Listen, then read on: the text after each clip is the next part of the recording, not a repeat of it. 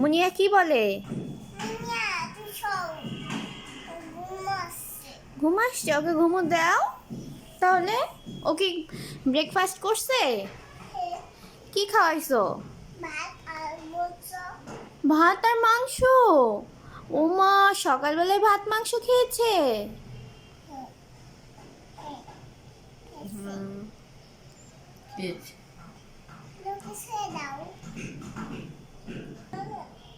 কি হয়েছে?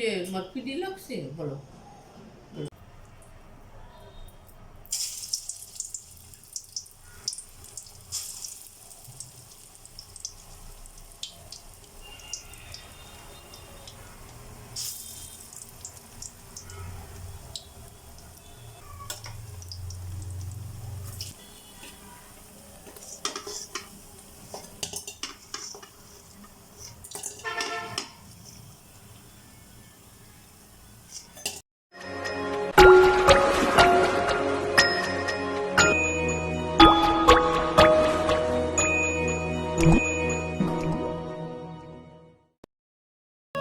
আসসালামু আলাইকুম এভরিওয়ান, কেমন আছেন আপনারা সবাই? আমি আশা চলে এসেছি আরেকটি নতুন ভিডিও নিয়ে। তো আজকের ভিডিওটি আমি শুরু করলাম দুপুর না সরি, হ্যাঁ তখন হচ্ছে 11:30 বাজে। তখন থেকে ভিডিওটি শুরু করলাম। দুপুরে রান্না বান্না করব। তো সকাল আর ভিডিও ধরতে মনে ছিল না। তো এটা হচ্ছে আমার রান্নাঘরের বাইরের ভিউ। তো এখানে আর কি আমি ওইভাবে প্রাকৃতিক ভিউ আপনাদের সাথে শেয়ার করতে পারি না, কারণ আমার বাসার চারপাশেই বিল্ডিং। তো সেই কারণে আর ওইভাবে হয়ে ওঠে না। তো ছাদে গেলে হয়, কিন্তু আজকে তো আর সকাল থেকে ভিডিওটা শুরু করিনি, সেই কারণে আর যাইনি। তো দুপুরে রান্না বান্নার জোগাড় চলছে। আজকে আমি মূলত বেশি কিছু রান্না করব না। এখানে আমি 2 রকমের ডাল ভিজিয়ে নিয়েছি, মসুরের ডাল আর খেসারির ডাল। এগুলো দিয়ে আমি আজকে বড়া বানাবো। আর সাথে আর কি আছে এই যে ছোট ছোট চিংড়ি মাছ। তো এগুলো দিয়েই আমি মূলত আজকে ডালের বড়াটা বানাবো। এগুলো এই যে ভিজতে দিয়ে দিয়েছে, অলরেডি ভিজেও গিয়েছে, একদম ছোট। তো আর হচ্ছে এই যে সবজি দেখে আর কি দেখিয়েছি প্রথমেই, সেই সবজিগুলো দিয়ে একটা মিক্সড ভাজি আর কি করব। তো এই তো সকালে খাবার দাবার আমাদের হয়ে গিয়েছে। তো সকালে আর কি চা বিস্কিট এগুলো খেয়ে নিয়েছি। তো ওইভাবে আর কি ভারী খাবার আমরা সকালে মূলত তেমন একটা খাই না। আর এই যে এদিকে এসে দেখি আমার মেয়ে আর কি খেলা করছে। তো শুনুন কি বলে।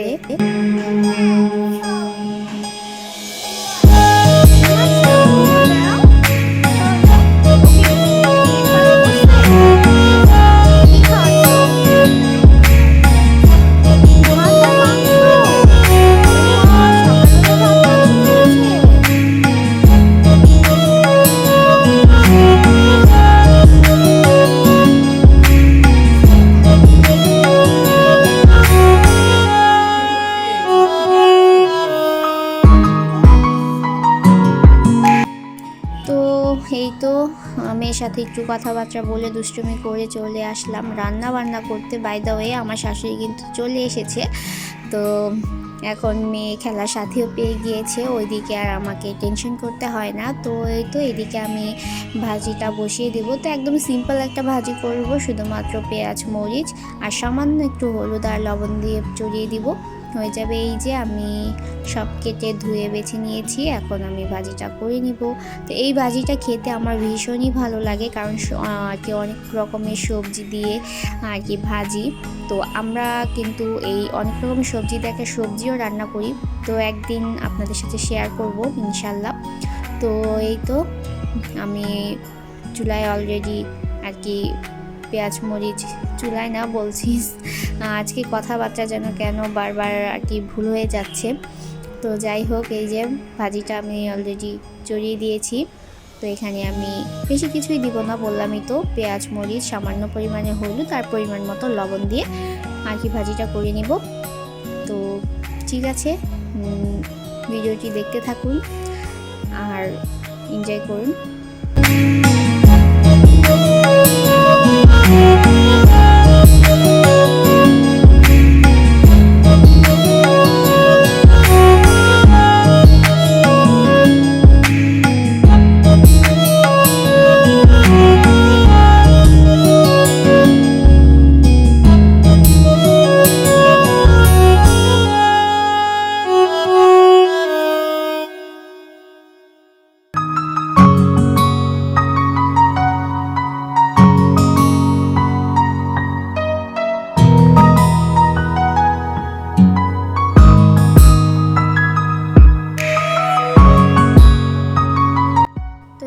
আমি দুটো টমেটো কেটে নিয়েছি, ভাজির মধ্যে দিয়ে দিব। তো ভাজিটা তো একদম সিম্পল বললামই। তো সংসারে কিছু কিছু কাজ আছে যে অনেক সময় আমরা করতে গিয়ে হাঁপিয়ে যাই বা অনেক সময় বিরক্ত বোধ মনে হয়, এটা সবারই মনে হয়।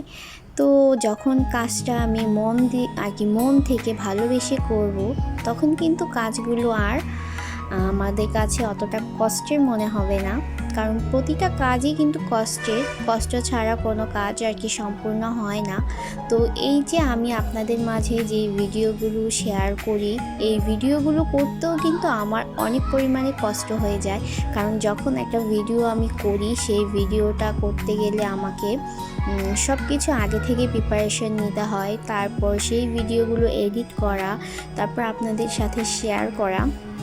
তো সব মিলিয়ে কিন্তু অনেকটা কষ্টের হয়। কিন্তু যখন এই সফলতা আমি পাবো, এই কষ্টটা কিন্তু আমার কাছে তখন আর মনেই হবে না। তখন এই কষ্টগুলো আমার কাছে সুখ মনে হবে, আনন্দে রূপান্তরিত হবে। তো ঠিক তেমনই সংসারের কাজগুলো এরকম। তো এত কিছু বলার পেছনে অবশ্যই অনেকগুলো কারণ আছে। কারণ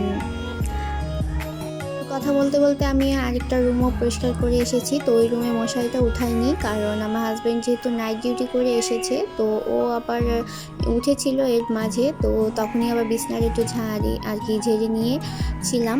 তো তখন একটু ভিডিও করেছিলাম। ও আবার ঘুমিয়ে পড়বে। এখানে প্রচণ্ড পরিমাণে মাছি, যার কারণে মশারি টানিয়ে ঘুমাতে হয়। তো এইদিকে আমি ঘরটাও ঝাড়ু দিয়ে নিচ্ছি। তো আপনাদের সাথে আজকে কথা বলছি আর আমি কাজগুলো সেরে নিচ্ছি। তো আমি কাজগুলোও করি আর আপনাদের সাথে একটু গল্পও করি। তো যে কথা বলছিলাম যে ভিডিও আপনাদের সাথে শেয়ার করি।